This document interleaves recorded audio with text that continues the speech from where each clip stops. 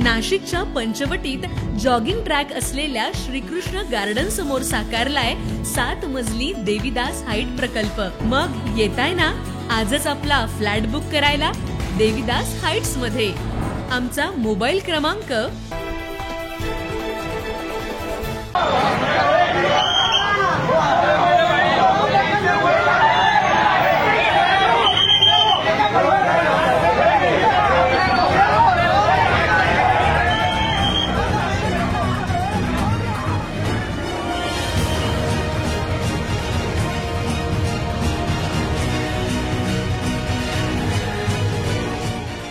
अवघ्या 12 तासात 2 खून झाल्याची घटना नाशिकमध्ये समोर आली आहे।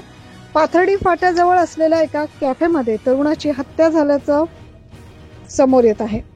सातपूर पाथर्डी फाटा परिसरात सलग 2 खून झालेत आणि अवघ्या 12 तासातच हे खून झाल्यामुळे शहरातील नागरिकांमध्ये भीतीचं वातावरण आहे आणि चक्क दुपारच्या सुमारास या तरुणावर हल्ला झालाय आणि यातील संशयित हा फरार आहे। नेमके सणासुदीचे दिवस आहे, लोक सहकुटुंब बाहेर पडतायत, मात्र दिवसाढवळ्या देखील असं धोकादायक वातावरण निर्माण झाल्यामुळे नागरिकांमध्ये एक प्रकारची भीती निर्माण झाली। नाशिक शहरात खुनाचं सत्र सुरूच असल्याचं या निमित्तानं पाहायला मिळतंय।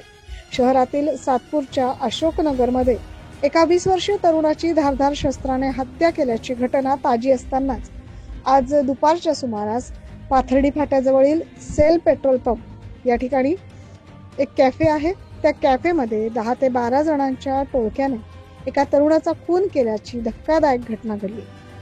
यामध्ये तरुणाचा जागीच मृत्यू झाला। रशीद खान असं मृत झालेल्या तरुणाचं नाव आहे। सदर घटनेची माहिती इंदिरानगर पोलिसांना समजताच त्यांनी तात्काळ घटनास्थळी दाखल होऊन पंचनामा केला।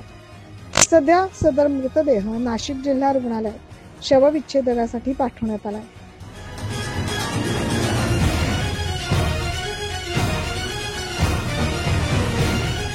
मात्र गेल्या 12 तासात इंदिरानगर पोलीस ठाण्याच्याच हद्दीत हा दुसरा खून झाल्यानं परिसरात बरीच घबराहट पाहायला मिळते।